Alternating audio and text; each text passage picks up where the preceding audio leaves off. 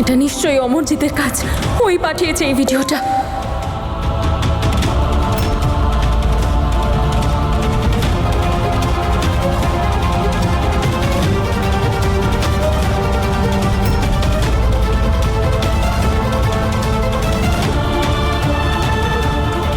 হে উপরওয়ালা, আমার বীরকে রক্ষা করো।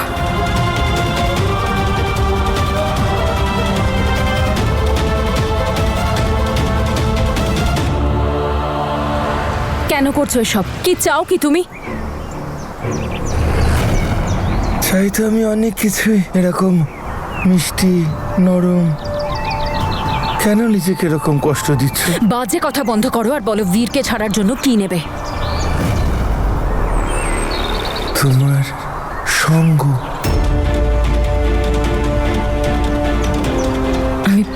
আমি কিছু বুঝলাম না। আমি বুঝিয়ে দিচ্ছি। কিছুটা সময় কাটাতে চাই তোমার সঙ্গে। দেখোই না আমাকে একটু ভালোবেসে, ব্যাস। আমার কথাটা কান খুলে শুনে নাও। তোমার স্বামীকে ফেরত চাও তো? তাহলে 2 ঘন্টার মধ্যে উত্তরটা চাই আমার। 2 ঘন্টা।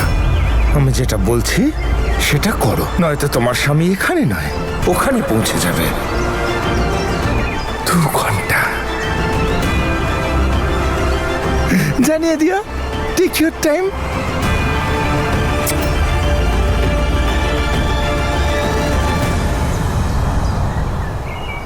হ্যালো মা, আসলে যোগা ক্লাসের পরে না শরীরটা একটু খারাপ লাগছিল, তাই আমি আমার নিউ ডক্টরের ক্লিনিকে এসেছি এমনি রেগুলার চেক আপ করাতে।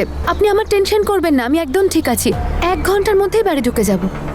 ওকে মা, বাই।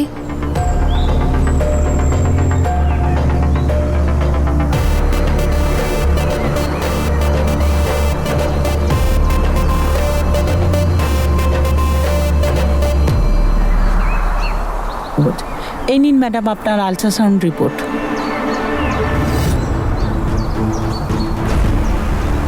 এই আল্ট্রাসাউন্ড রিপোর্টটা একদম রিয়েল তো? কেউ যেন বুঝতে না পারে যে এই রিপোর্টটা নকল আর আমার মিসক্যারেজ হয়ে গেছে, তাহলে বিরাট বড় প্রবলেমে পড়ে যাব। আর জানি না কেন আমার দিদি হয়তো সন্দেহ করতে শুরু করেছে। 2-3 দিন ধরে কেমন অদ্ভুত বিহেভ করছে। এনিওয়ে সব ঠিক আছে তো? এতে কোনো প্রবলেম নেই তো? রিপোর্ট একদম ঠিক আছে। 5-6 মাস এটা চলে যাবে তো? হ্যাঁ হ্যাঁ, চলবে চলবে চলবে। 1 মিনিট দাঁড়ান, এটা ধরুন। Thank you. জেসমিন,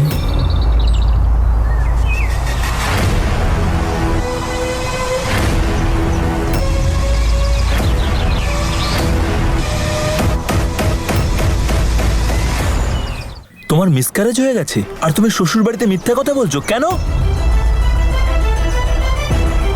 আর এটা কি ফেক বেবি বাম? সবাইকে দেখানোর জন্য যে তুমি প্রেগন্যান্ট? আর এটা কি ফেক বেবি বাম? সবাইকে দেখানোর জন্য যে তুমি প্রেগন্যান্ট?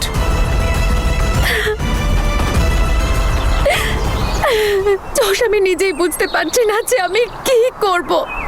আমি কি করে বাড়ির লোকেদের এত বড় একটা কথা বলবো? প্রথমেই বাড়ির লোক তাদের একটা ছেলেকে হারিয়েছে আর এখন তার বাচ্চা। আমার মধ্যে সাহস নেই ওদেরকে এত বড় কথাটা বলার।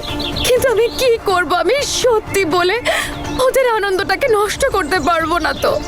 এ তো বিশাল বড় ড্রামাবাজ। আর 3 মাস পরে 3 মাস পরে কি বলবে তুমি? আমি সেটা নিজেও জানি না, কিন্তু আমি এটা অবশ্যই জানি যে ওপরওয়ালা আমার কথা ঠিক শুনবে, কারণ ওপরওয়ালাও জানে যে আমার মনে কোনো পাপ নেই। আর আর এমনও তো হতে পারে যে ওপরওয়ালা আমাকে সত্যি বলার শক্তি দেবে। কিন্তু যশ প্লিজ, আমি তোমাকে রিকোয়েস্ট করছি, তুমি কাউকে কিচ্ছু বলো না যতদিন না আমি কাউকে কিছু বলতে পারছি, কারণ যদি সবাই তোমার থেকে জানতে পারে তাহলে সেটা একদমই ঠিক হবে না। আমি চেয়েছিলাম যে আমি নিজে মুখে বলবো সব, আর খুব তাড়াতাড়ি বলতেও চাই, কিন্তু সঠিক সময়ের অপেক্ষা করছি। প্লিজ তুমি জ্যাসমিন, তুমি ভাবতে পারলে কি করে যে আমি তোমার এগেনস্ট কিছু করব? আমি জানি তুমি যা কিছু করছো ভালো কারণেই করছো। তুমি নিশ্চিন্ত থাকো, ডোন্ট ওয়ারি, আমি কাউকে কিচ্ছু বলবো না। আমি তোমার সঙ্গে আছি, ওকে? বোকা একটা, যেরকম তনুকে আমি সহজেই বোকা বানাতে পারতাম, এও দেখছি আমার কথায় বোকা হয়ে যায়। কিছুটা সময় কাটাতে চাই তোমার সঙ্গে। তোমার স্বামীকে ফেরত চাও তো? তাহলে 2 ঘন্টার মধ্যে উত্তর চাই আমার। ফির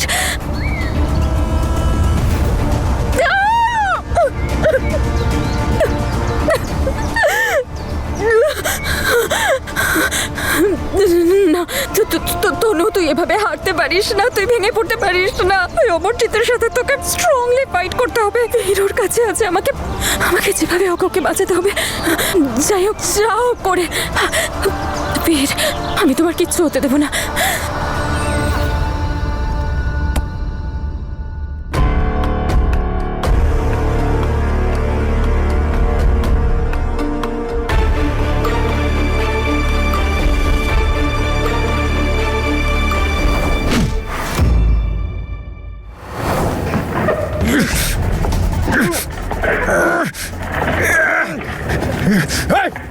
খোল, না হলে তোদের বসের পাশাপাশি তোদেরকেও দেখে নেব। আরে বে, আমাদের বসকে পেলে তবে তোরে। আরে একটু ওয়েট করো, তারপর দেখো আমাদের বস কি করতে চাইছে। লাইভ চলবে, লাইভ। কি করতে পারে অমরজিৎ? তাছাড়া উপরওয়ালা একদম ঠিক টাইমেই পাঠিয়েছে তোমার কাছে আমায়। তুমি তোমার পাসপোর্টটা আমায় দিয়ে দাও, আমি যত তাড়াতাড়ি সম্ভব ভিসাটা বার করে আনি, তারপর রেজিস্টার ম্যারেজ করে নেবো, তারপর কানাডা চলে যাব। ওখানে গিয়ে তুমি ফোন করে দিও, ইউ লস্ট ইউর বেবি, তোমার মিসক্যারেজ হয়ে গেছে। উফ বাবা, মনে হচ্ছে ওপরওয়ালাকে আমার জন্যই পাঠিয়েছে। ভাবেও একদম আমার মতো, 1 নম্বরের শয়তান। এ ঠিক আমাকে তনু আর বীরের হাত থেকে বাঁচিয়ে নিয়ে যাবে। এবার তোমার মতো অতি চালাক বুঝবে যে অতি চালাকের কি হয়। কি বক্সার, কি দেখছিস? ডিসুম ডিসুম করবি না? আজ এই বক্সার কিচ্ছু করতে পারবে না। আমার কি ইচ্ছে ওর হাতে একটু মার খাই। মার না, মর মর। আজকে তো তুই শুধু দেখবি যে আমি তোর স্ত্রীর সাথে কি কি কি কি করি। আজকের দিনটা আমার সাথে তনু ডার্লিং আর আমি, আর কেউ না। ভালোবাসায় ভরিয়ে দেব ওকে, যদিও ও হয়তো মিস করবে তোকে। দেখ, তোর জন্য লাইভ টেলিকাস্ট, শুধু তোর জন্য সবকিছু দেখতে পাবে, ইচ অ্যান্ড এভরি মোশন।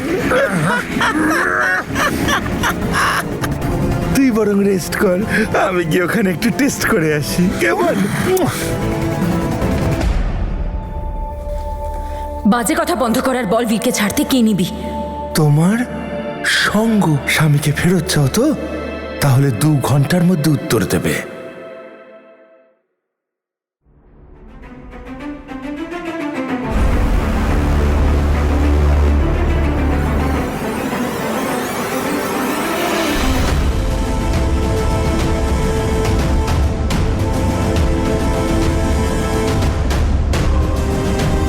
ওর সাহস কি করে হয় বীরের ক্ষতি করার? বীরের প্রাণের বদলেও আমার মান সম্মান নিয়ে খেলতে চায়। এই খেলাটা ওর পক্ষে একদম ভালো হবে না। আজ আমি ওকে দেখাবো যে একজন মহিলার মান সম্মান নিয়ে খেললে তার কি পরিণতি হয়।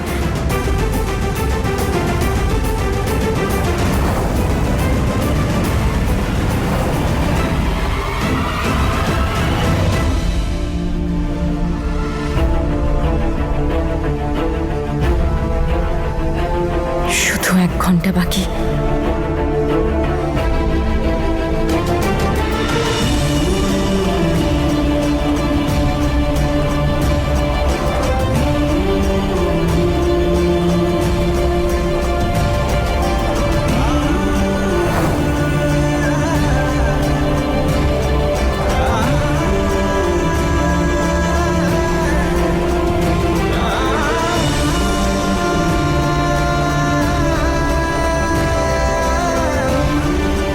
মহিলার থাপ্পড়েই তোর এই অবস্থা। তাহলে ভাব, যখন সেই মহিলার চণ্ডী রূপ দেখবি তখন তোর কি অবস্থা হবে।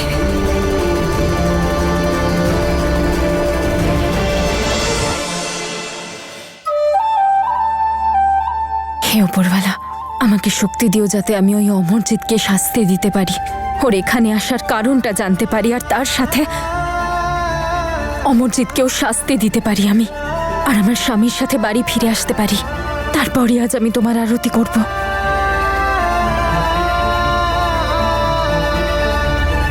তনু,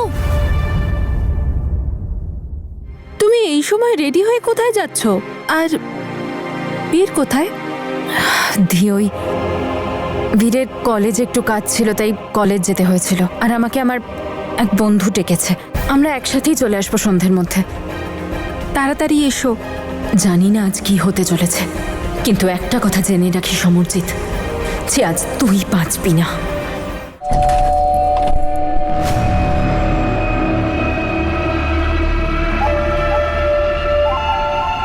পুরো তৈরি হয়ে এসেছো শুধু আমার জন্য? আমি সব কাজ তৈরি হয়েই করি। হায়,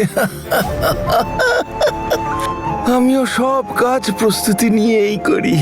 তোমার রূপের আগুনে আমাকে অর্ধেক তো শেষ করেই দিয়েছো, এবার কাছে এসো, শেষ করে দাও আমায় পুরো।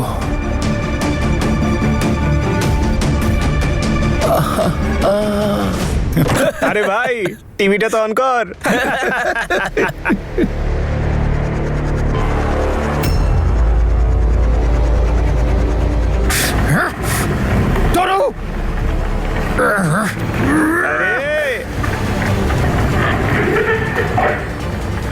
কি হলো? এত তারা কিসের? আর এমনিতেও এটা ছাড়া রাতটা অসম্পূর্ণ, আর এই মুহূর্তটা। আরে বাবারে, হ্যাঁ? আর কত নেশা করাবে আমায়? হ্যাঁ, তুমিও করবে তো? এক্ষুনি গ্লাস নিয়ে আসছি। কিছু একটা তো পেতেই হবে ওর এগেনস্টে, যেটাই জানতে পারবো যে ও এখানে এসেছে কেন।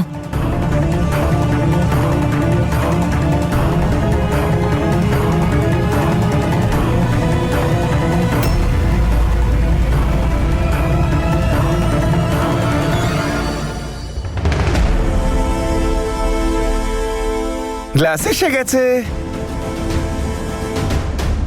আমার এই টুংটুং শব্দটা ভীষণ ভালো লাগে, হ্যাঁ, কিন্তু জানতামই না যে তোমার টেস্টটাও আমারই মতন। চিয়ার্স করি।